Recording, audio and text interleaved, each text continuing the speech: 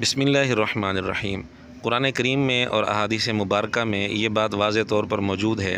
کہ امت محمدیہ باقی تمام امتوں کے مقابلے میں افضل ہے۔ سورہ آل عمران آیت نمبر 110 میں بھی یہ مضمون موجود ہے، اور اسی طرح مشکات شریف کی بالکل آخری جو حدیث ہے اس کے اندر بھی یہی مضمون موجود ہے۔ اور اس امت کے افضل ہونے کے ظاہری اسباب میں سب سے بڑا سبب نبی اکرم صلی اللہ علیہ وآلہ وسلم کی ذات مبارکہ کے ساتھ نسبت ہے۔ جیسا کہ تفسیر عثمانی سورہ آل عمران آیت نمبر 110 کی تفسیر میں امت محمدیہ کے افضل ہونے کی وجوہات بیان کرتے ہوئے پہلی وجہ یہی لکھی ہے کہ اس امت کو سب سے اشرف و اکرم پیغمبر نصیب ہوگا۔ بہرحال یہ تو ایک حقیقت بات ہے کہ اس امت کے افضل ہونے کے ظاہری اسباب میں سب سے بڑا سبب اور سب سے پہلا سبب آقا دو عالم صلی اللہ علیہ وآلہ وسلم کے ساتھ اس امت کی نسبت ہے۔ باقی جتنے اسباب ہیں وہ ثانوی درجے کے ہیں، مثلا امر بالمعروف نہی عن المنکر اور دوسرے اچھے کردار، یہ ساری چیزیں دوسرے درجے کی ہیں۔ پہلی جو وجہ ہے ظاہری اسباب میں وہ آقا دو عالم صلی اللہ علیہ وسلم کے ساتھ نسبت ہے۔ اس پر ہم چند ایک دلائل آپ کے سامنے رکھتے ہیں۔ پہلی دلیل یہ ہے کہ لیلۃ القدر کی فضیلت صرف اور صرف اس امت کو ملی ہے کہ لیلۃ القدر کی عبادت کو اللہ رب العزت نے 1000 مہینوں کی عبادت سے بہتر قرار دیا، اور یہ فضیلت اس امت کو کسی ذاتی کردار کی وجہ سے نہیں بلکہ آقا دو عالم صلی اللہ علیہ وسلم کے ساتھ نسبت کی وجہ سے ملی ہے۔ ورنہ پہلی امتوں کے لوگوں کی عمریں بھی بڑی لمبی لمبی تھیں، اور وہ امر بالمعروف بھی کرتے تھے، نہی عن المنکر بھی کرتے تھے، اور اسی طرح دوسری عبادات بھی کرتے تھے، لیکن اس کے باوجود اس امت کی یہ خصوصیت ہے کہ تھوڑا عمل کرنے پر ثواب زیادہ ملتا ہے، اور یہ خصوصیت صرف اور صرف نبی پاک صلی اللہ علیہ وسلم کے ساتھ نسبت کی وجہ سے ملی ہے۔ اگر امت کے افضل ہونے کی وجہ صرف امر بالمعروف نہی عن المنکر ہوتی اور آقا علیہ الصلوۃ والسلام کے ساتھ نسبت اس کی وجہ نہ ہوتی تو پھر پہلی امتوں کے جو لوگ امر بالمعروف نہی عن المنکر کرتے رہے اور سینکڑوں سال کرتے رہے، تو وہ لوگ اس امت کے ان لوگوں سے افضل ہونے چاہیے تھے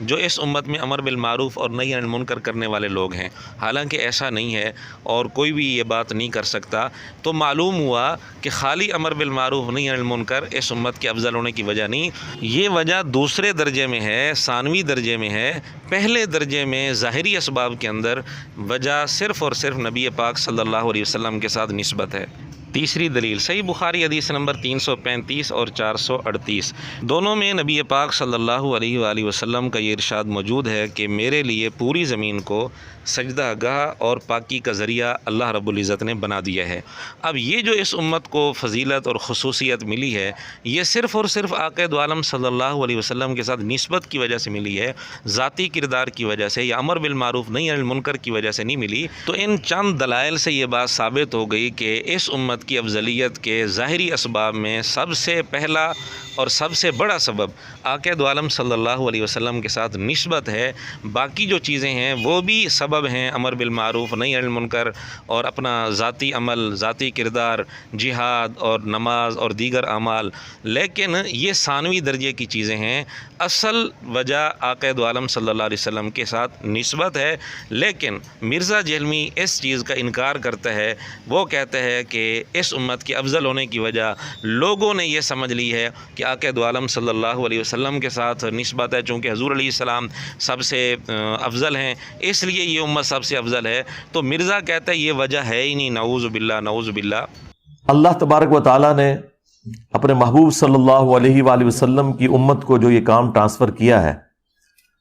یہ نبیوں والا کام ہے، اور اسی کام کی وجہ سے اس امت کی فضیلت ہے۔ آپ اکثر یہ سنتے ہیں نا کہ جی امت محمدیہ صلی اللہ علیہ وآلہ وسلم بڑی فضیلت والی امت ہے،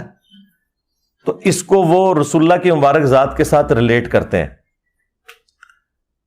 کہ شاید اس وجہ سے کہ نبی الاسلام کا مرتبہ بہت بلند ہے انبیاء کرام میں، اس وجہ سے نہیں ہے، اس وجہ سے نہیں ہے، اس وجہ سے نہیں ہے، اس وجہ سے ہے کہ نبی صلی اللہ علیہ وآلہ وسلم پر اللہ تعالیٰ نے ختم نبوت کر کے نبیوں والا کام نبی الاسلام کی امت کو شفٹ کر دیا۔ اصل میں یہ جو کام شفٹ ہوا ہے نا نبیوں والا، اس کی وجہ سے اس امت کا مرتبہ اگلی امتوں سے بڑھ کر ہو گیا کہ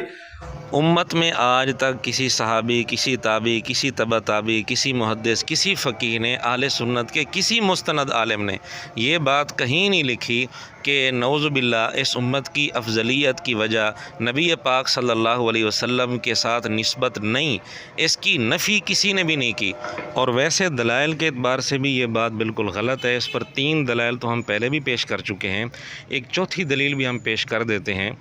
کہ جنت میں سب سے پہلے امت محمدیہ جائے گی۔ یہ بات بھی صحیح احادیث میں ہے۔ اب اگر یہ نظریہ رکھا جائے کہ امت کے افضل ہونے کی اصل وجہ ظاہری اسباب میں نبی پاک صلی اللہ علیہ وسلم کے ساتھ نسبت نہیں بلکہ امر بالمعروف اور نہی عن المنکر ہے، صرف یہی وجہ ہے، تو پھر تو پہلی امتوں کے جو لوگ امر بالمعروف نہی عن المنکر کرتے رہے ان کو جنت کے اندر پہلے جانا چاہیے، جبکہ جنت میں سب سے پہلے امت محمدیہ جائے گی۔ تو یہ بھی اس بات کی واضح دلیل ہے کہ امت محمدیہ کے افضل ہونے کی ظاہری اسباب میں اصل وجہ اور سبب نبی پاک صلی اللہ علیہ وسلم کے ساتھ نسبت ہے۔ باقی امر بالمعروف نہی عن المنکر اور دوسری چیزیں یہ بھی امت کے افضل ہونے کی وجوہات میں، اسباب میں شامل ہیں، ان کا ہم انکار نہیں کر رہے۔ لیکن مرزے کا یہ کہنا کہ جی لوگ جو کہتے ہیں کہ افضل ہونے کی جو وجہ ہے وہ نبی پاک صلی اللہ علیہ وسلم کے ساتھ نسبت ہے، پھر مرزے نے کہا کہ نہیں یہ وجہ نہیں ہے،